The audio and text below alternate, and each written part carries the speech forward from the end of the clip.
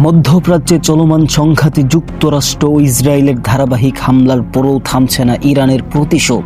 Tehran এবার সরাসরি আঘাত এনেছে ইহুদিবাদী রাষ্ট্র ইসরায়েলের হৃৎপিণ্ডে। দেশটির সাইবার প্রযুক্তি কেন্দ্রে এবং অস্ত্র উৎপাদন কারখানাগুলো এই হামলার লক্ষ্যবস্তু ছিল। যুক্তরাষ্ট্র ও ইসরায়েলের যৌথ হামলার জবাব হিসেবে এই পদক্ষেপ নিয়েছে ইরান, যা রীতিমতো চাপে ফেলে দিয়েছে তেল আবিবকে।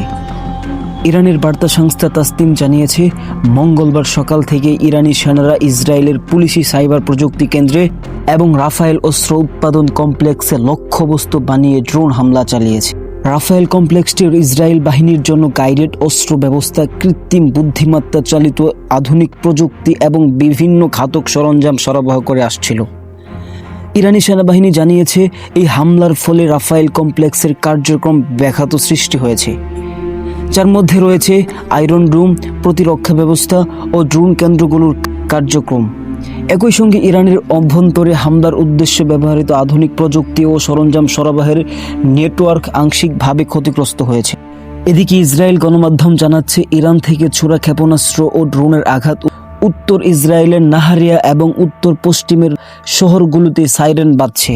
মধ্যাঞ্চলে ব্যালিস্টিক ক্ষেপণাস্ত্রের ক্লাস্টার মিউশনের আঘাতে একাধিক ক্ষেপণাস্ত্র একাধিক স্থাপনায় ক্ষয়ক্ষতি হয়েছে। ইসরায়েলি গণমাধ্যম এখনও অস্ত্র ভাণ্ডারে হামলার বিষয়টি স্বীকার করছে না। সামরিক বিশ্লেষকরা বলছেন, রাফায়েল কমপ্লেক্সে হামলা ইসরায়েলের সামরিক সক্ষমতার জন্য ভয়াবহ আঘাত, যা শুধু ক্ষতি নয় বরং ভবিষ্যতে ইরানের প্রতিশোধের ধারাবাহিকতাকে আরও স্পষ্ট করেছে।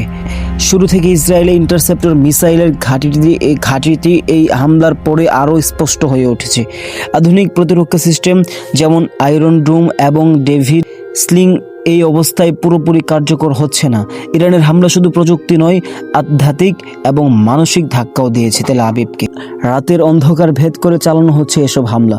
মুহূর্তেই কেঁপে উঠছে চারপাশ, এরই মধ্যে বেজে উঠেছে সাইরেন, আর সেনারা ব্যস্ত হয়ে উঠে পরিস্থিতি সামাল দিতে। এই যেন যুদ্ধবিধ্বস্ত গাজার আরেক রূপ। এবারের হামলা ইঙ্গিত দিচ্ছে, ইরান শুধুমাত্র প্রতিশোধ নয়, কৌশলগতভাবে মধ্যপ্রাচ্যের সামরিক ভারসাম্য পুনর্গঠনের পথে রয়েছে।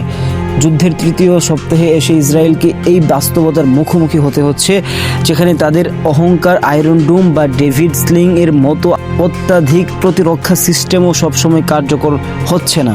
ইসরায়েল এই হামলার পর প্রশ্ন উঠেছে, চাপ বাড়িয়ে কি যুক্তরাষ্ট্র ও ইসরায়েল শেষ পর্যন্ত তেহরানকে দমাতে পারবে, নাকি এবার মধ্যপ্রাচ্য নতুন অধ্যায়ের সূচনা হবে? যুদ্ধক্ষেত্রের এই নাটকীয় পরিস্থিতি নিয়ে আন্তর্জাতিক বিশ্লেষকরা বলছেন, প্রতিটি হামলা ইরানের কৌশল ও দীর্ঘমেয়াদী পরিকল্পনারই বার্তা দিচ্ছে।